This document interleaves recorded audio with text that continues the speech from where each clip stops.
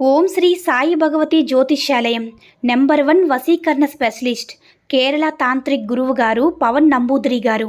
కేరళ నుంచే నేరుగా పరిష్కారం లభించును. స్త్రీ పురుష వశీకరణం, ప్రేమించి మోసపోవడం, భార్యాభర్తల సమస్యలు, ఎటువంటి సమస్యలైనా సరే 24 గంటల్లో పరిష్కారం లభించును. గురువుగారి ఫోన్ నంబర్ 9043637512. ఓం సాయిరామ్. సమర్థ సద్గురు సాయినాథ్ మహారాజ్కి జై. సాయిబాబా భక్తులందరూ కూడా నమస్కారం అండి. సాయినాథుని ఆశీస్సులతో అందరూ కూడా సుఖంగా, సంతోషంగా, అష్టైశ్వర్య, ఆరోగ్య, అభివృద్ధితో ఉండాలని మనస్ఫూర్తిగా కోరుకుంటూ ఈరోజు ఈ వీడియోని మొదలు పెడుతున్నాను. ఈరోజు వీడియో ఏంటంటే, ప్రమాణం చేసి చెప్తున్నాను బిడ్డ, నీ దశ తిరగబోతుంది. నిర్లక్ష్యం చేయకుండా వెంటనే ఈ అవకాశాన్ని వదులుకోవద్దు అని మన బాబాగారు అయితే ఈరోజు మనకి చాలా అద్భుతమైనటువంటి సందేశాన్ని అయితే అందించారండి. మరి మన బాబాగారు ఈరోజు మనకి ఎలాంటి సందేశం అందించాలి అనుకుంటున్నారో ఆయన మాటల ద్వారానే విందాము.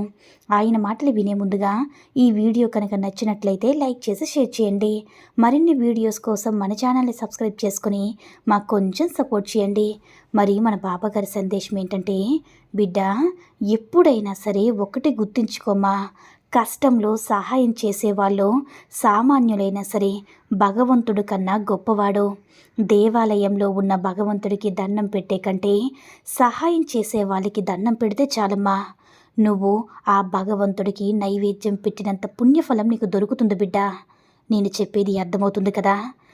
నీ స్థాయిని చూసి స్నేహం చేసేవారి కంటే మనసును చూసి స్నేహం చేసేవాళ్ళే నిజమైన మిత్రులు.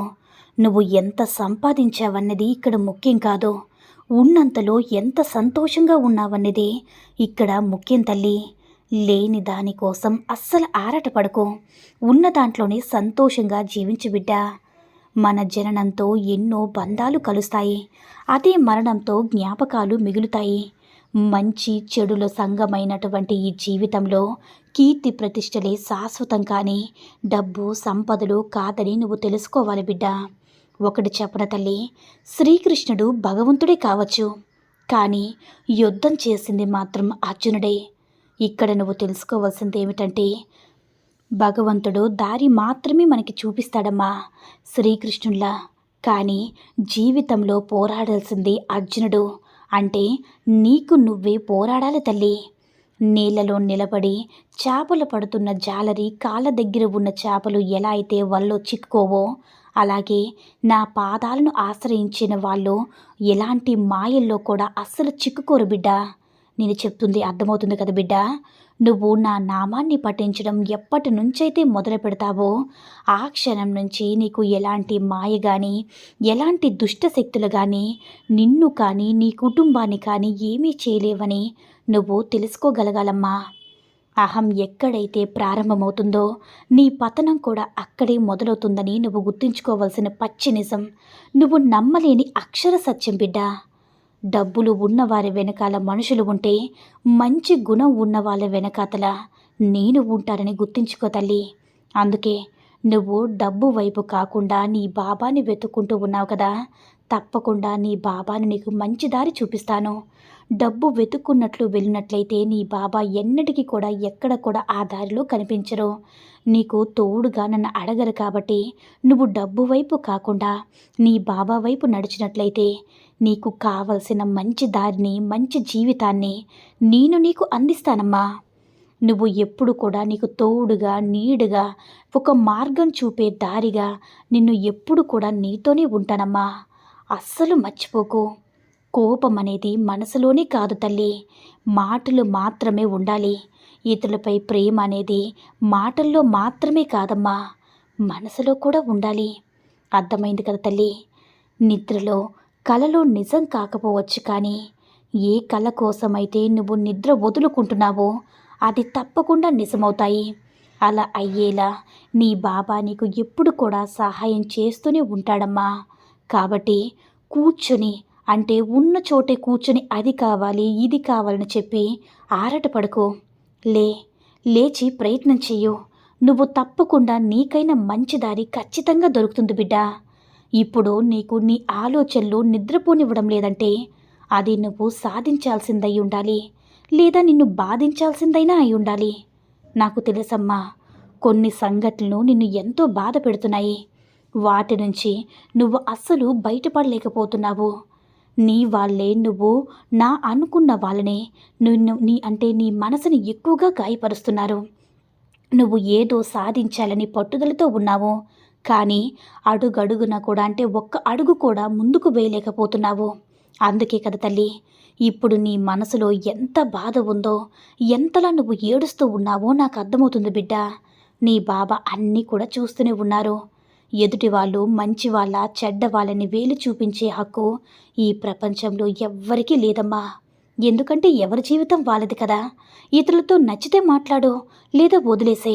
అలా కాకుండా వాళ్ళు చెడ్డవాళ్ళు, వీళ్ళు మంచి వాళ్ళని ఎప్పుడు కూడా వాళ్ళని వేలెత్తైతే చూపొద్దు. నీ మనసుకు నచ్చినట్లయితే మాట్లాడు, నచ్చని వారైతే మౌనంగా ఉండిపో, లేదా అక్కడి నుంచి తప్పుకో. అదే నీకు ప్రశాంతతనిస్తుంది. ఒకటి చెప్తాను విని బిడ్డ, ఇల్లు కట్టేటప్పుడు ఎవరూ సహాయం చేయరు. ఎక్కడైనా పని చెప్తామో ఏదైనా డబ్బు సాయం కోసమని అడుగుతారేమని మన నుంచి తప్పించుకుని మరీ తిరుగుతారన్నమాట. అదే గృహప్రవేశానికి పిలిచినప్పుడు అవసరం లేకపోయినా సరే కానుకలు ఇస్తారు. అలానే తల్లి, నువ్వు కష్టపడేటప్పుడు, బాధపడేటప్పుడు నీకు తోడుగా ఎవ్వరూ రారు. ఏదైనా నువ్వు సాధించిన తర్వాతే నీ చుట్టూ చేరుతారు. నీ లక్ష్యాన్ని నువ్వు చేరుకొని నీ గెలుపును సాధించిన తర్వాతే అందరూ కూడా నీ వెనకని నడుస్తారమ్మా. కాబట్టి కష్టం వస్తుందని వెనకడుగు వెయ్యొద్దు. విజయం సాధించి చూడు. నీ వెనక నలుగురు వచ్చి నిలబడతారు. ఇది గుర్తుపెట్టుకో బిడ్డ. ఇప్పుడు నీ బలం అనేది ఎవ్వరికీ తెలియకపోవచ్చు, అయినా సరే నువ్వు ప్రశాంతంగా ఉండగలవమ్మా. ఎట్టి పరిస్థితుల్లో కూడా నీ బలహీనత మాత్రం ఎవ్వరికీ కూడా తెలియనివ్వద్దు. ఎందుకంటే ఆ బలహీనతని ఆసరాగా తీసుకొని వారు నిన్ను ఆడుకుంటారు, వాడుకుంటారు, నలుగురిలో హేళన చేస్తారు. నీ సాయి తండ్రి చెప్పేది అర్థమవుతుంది కదా బిడ్డ. నీ బలమేంటో తెలియకపోయినా పర్వాలేదు, కానీ నీ బలహీనత మాత్రం ఎట్టి పరిస్థితుల్లో కూడా నీ చుట్టూ ఉన్నవారిని అస్సలు తెలియనివ్వకమ్మా. ఎప్పుడు కూడా ధైర్యంగా నిలబడు, ధైర్యంగా మాట్లాడు. నీకు తోడుగా నేనెప్పుడు కూడా ఉంటాను తల్లి. అస్సలు నీ బాబాని మర్చిపోకు. నీ బాబా నీకు అండగా తోడుగా ఉంటారు. ఒక స్వచ్ఛమైన బంగారం కూడా ఒక మంచి ఆభరణం రావాలి అంటే అది కరగక తప్పదు, కాలక తప్పదు, నలగక తప్పదు, దెబ్బలు కూడా తినాలి. అప్పుడే కదా తల్లి అది ఆభరణంలా అందరినీ ఆకట్టుకునేలా ఉంటుంది. అలానే బిడ్డ, మనిషి కూడా జీవితంలో ఒక మంచి స్థాయిలో నిలబడాలంటే ఎన్నో రకాల బాధలు, కష్టాలు, అవమానాలు వాటన్నిటిని కూడా ఎదుర్కోవాలి. అప్పుడే అతను కోరుకున్న మంచి స్థాయికి అతడు ఎదగలడమ్మా. అప్పుడే అందరిలో మంచి గౌరవాన్ని కూడా అతడు పొందగలడు. తేనెలో వేపను ముంచినా సరే తేనెనేది తన తత్వాన్ని కోల్పోతూ ఉంటుంది కదా. పాముకి ఎన్ని పాలు పోసినా సరే విషం మాత్రం ఎన్నటికీ తగ్గిపోదు కదా. అలానే బిడ్డ, మనుషుల్లో కూడా చెడు ఆలోచనలు నింపుకొని అనునిత్యం కూడా గంగా స్నానం చేసినా సరే వారిలో ఉన్న మలినాలు తొలగిపోవు. చెడు గుణం అనేది అస్సలు మారిపోదు. అందరికీ లోపల మనసులో అనుకుంటూ ఉంటారు కదా, వాళ్ళకి చెడు చెయ్యాలని, వీళ్ళకి చెడు జరగాలని, వీళ్ళు నాశనం అయిపోవాలని ఎప్పుడు కూడా కోరుకుంటూ ఉంటారు. ఆ తర్వాత నేను భగవంతుడి దగ్గరికి వెళ్ళి నిన్ను మంచోడిని, నన్ను బాగా చూడు తండ్రి, నన్ను చల్లగా చూడు తండ్రి అని అనుకుంటారు. అది ఎలా చెప్తుందో చెప్పు బిడ్డ. నువ్వే ఒక్కసారి ఆలోచించి చూడు. పైకి మాత్రం నవ్వుతూ మంచిగా మాట్లాడతారు, కానీ లోపల మాత్రం వాడు చెడిపోవాలి, వీడు చెడిపోవాలని చెప్పి అందరి గురించి కూడా చెడుగా మాట్లాడుకుంటూ ఉంటారు. ఇదే తల్లి మనుషుల యొక్క తత్వం. అందరూ కూడా ఇలానే ఉంటారు. ఎవరైనా సరే నీ ముందు ఎలా ఉన్నారనేది నిజం కాదు, నీ వెనకాల ఉన్నారా లేదా అనేదే నిజం తల్లి. అసలు నీ నిజ స్వరూపం నీతో మాట్లాడడం మానేసి ప్రతి ఒక్కరు కూడా నీ గురించి ఇతరులతో మాట్లాడడం మొదలు పెడతారు కదా. అలాంటప్పుడు జాగ్రత్తగా ఉండమ్మా. ఎవరితో ఎంతవరకు ఉండాలో అంతవరకే ఉండు. అప్పుడే నీకు మనశ్శాంతి దొరుకుతుంది. అర్థమైంది కదా బిడ్డ. నీ సాయి తండ్రి మాటల్ని జాగ్రత్తగా గుర్తుపెట్టుకో. నీ జీవితంలో ఎంతో బాగా మంచిగా ఉపయోగపడతాయి. ప్రశాంతంగా ధైర్యంగా ఉండు బిడ్డ అని మన బాబాగారైతే ఈరోజు మనకి చాలా అద్భుతమైనటువంటి సందేశాన్ని అయితే అందించారండి. సాయి మహిమల ద్వారా వచ్చిన ఈ సందేశం మీ అందరికీ కూడా నచ్చిందని అనుకుంటున్నాను. ఈ వీడియో కనుక నచ్చినట్లయితే మిగతా సాయి భక్తులందరికీ కూడా రీచ్ అయ్యేలా షేర్ చేసి లైక్ చేయండి. అలాగే మన ఛానల్ని ఎవరైనా మొదటిసారిగా చూస్తున్నట్లయితే తప్పకుండా సబ్స్క్రైబ్ చేసుకొని మాకు కొంచెం సపోర్ట్ చేయండి. సర్వే జన సుఖినో భవంతు. జై సాయిరామ్.